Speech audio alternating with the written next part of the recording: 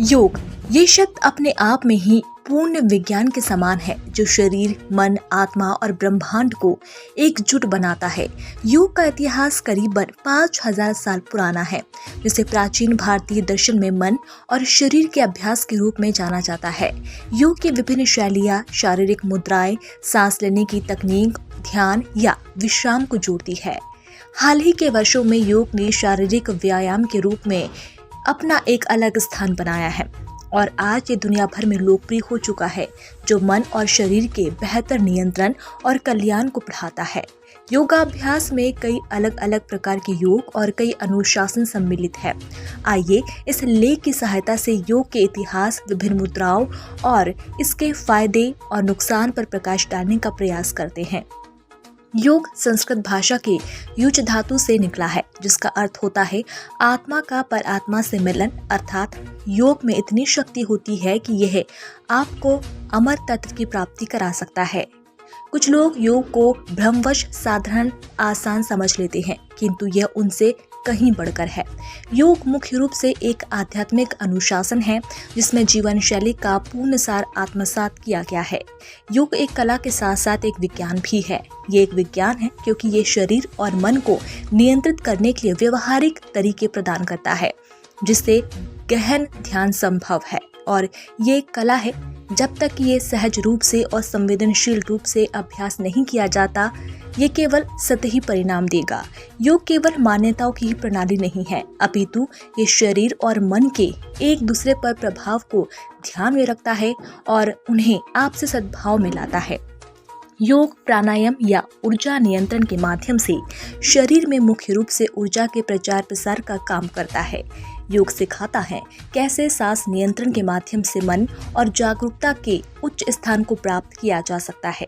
यद्यपि योग के खोजकर्ता के विषय में कोई लिखित साक्ष्य उपलब्ध नहीं है, किंतु ऐसा माना जाता है कि योग का प्रारंभ हमारे देश भारत में हुआ था। भारतीय ऋषि पतंजलि द्वारा योग दर्शन पर लिखे गए 2000 वर्ष पुराने योग सूत्र को मन और भावनाओं को नियंत्रित करने और आध्यात्मिक रूप से विकसित करने का एक संपूर्ण गाइड माना जाता है।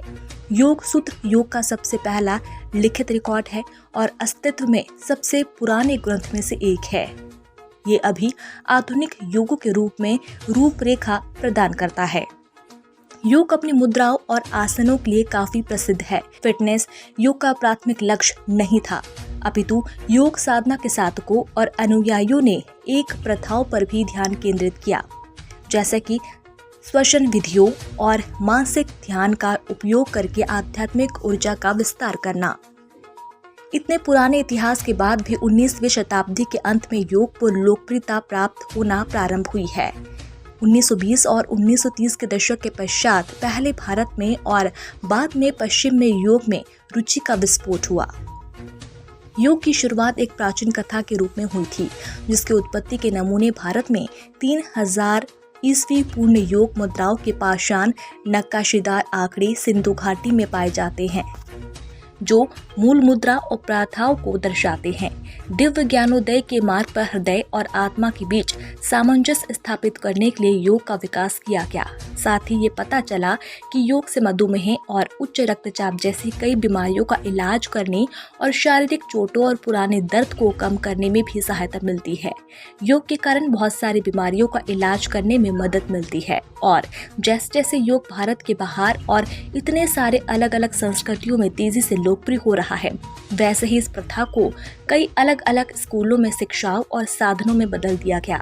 आइए जानते हैं भारत में योग की हाल की स्थिति क्या है और कैसी है। अंतर्राष्ट्रीय योग दिवस की शुरुआत सर्वप्रथम 21 जून 2015 को भारत में हुई।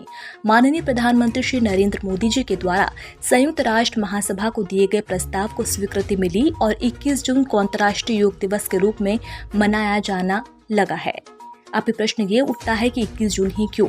इसका उत्तर है 21 जून उत्तरी गोलार्ध में वर्ष का सबसे लंबा दिन है और दुनिया के कई हिस्सों में एक विशेष महत्व रखता है। अतः माननीय प्रधानमंत्री जी ने इस दिन का सुझाव दिया। वर्ष 2018 में योग सत्र के बाद अधिकारियों ने गिनीज वर्ल्ड रिकॉर्ड प्रमाण पत्र प्रस्तुत किए, जिसमें लिखा था 21 जून 2018 को राजस्थान सरकार के पतंजलि योगपीठ और जिला प्रशासन कोटा राजस्थान में सबसे बड़ा योग लेसन ग्रहण किया, जिसमें सबसे अधिक मात्रा में लोगों ने भाग लिया। यदि आप एक अच्छी तरह से प्रशिक्षित प्रशिक्षक के मार्गदर्शन में योग करते हैं तो यह आपके लिए अत्यंत सुरक्षित और लाभदायक होता है, किंतु कुछ परिस्थितियों में यह आपके लिए हानिकारक भी हो सकता है। योग के कुछ जोखिम और नुकसान इस प्रकार है। योग के कारण यदि आपको चोट लगती है तो ये आपके निरंतर अभ्यास में बाधा बन सकती है, अपितु योग के कारण गंभीर चोट बहुत ही दुर्लभ होती है। यदि आप गर्भवती है या किसी मेडिकल समस्या जैसे हाई ब्लड प्रेशर, ग्लूकोमा या कांच बिंदु रोग और साइटिका इत्यादि से पीड़ित है तो योग का अभ्यास करने से पहले अपने चिकित्सक से बात कर ले। ऐसे में कुछ योग की मुद्राओं को बदलने या उनसे बचने की आवश्यकता हो सकती है। यदि आपने हाल ही में योग सीखना प्रारंभ किया है तो चरम स्थिति और कठिन तकनीकों से बचना चाहिए, जैसे कि हेड स्टैंड, पद्मासन, बलपूर्वक सांस लेना। यदि आप किसी स्वास्थ्य समस्या के लिए योग सीख रहे हैं तो इस बात का विशेष ध्यान रखें कि उस समस्या के लिए पारंपरिक चिकित्सा देखभाल को अनदेखा ना करें और न ही योग को उस समस्या से बदलें। दर्द या किसी अन्य समस्या के लिए अपने चिकित्सक से सलाह लें। योग का अभ्यास शरीर और मन को विकसित करने में मदद करता है, यद्यपि ये किसी भी दवा के विकल्प के रूप में प्रयोग नहीं किया जा सकता। प्रशिक्षित योग शिक्षक की देखरेख में योग सीखना और अभ्यास करना अति आवश्यक होता है। किसी भी चिकित्सीय स्थिति के मामले में अपने डॉक्टर और अपने योग शिक्षक से परामर्श करने के बाद ही योग का अभ्यास करें। चैनल को अभी सब्सक्राइब करें और बेल आइकन पर हिट करना ना भूलें। अगर आपको हमारी वीडियो पसंद आई हो तो वीडियो को लाइक करें, शेयर करें और अगर आप नए हैं तो चैनल को सब्सक्राइब करना बिल्कुल ना भूलें।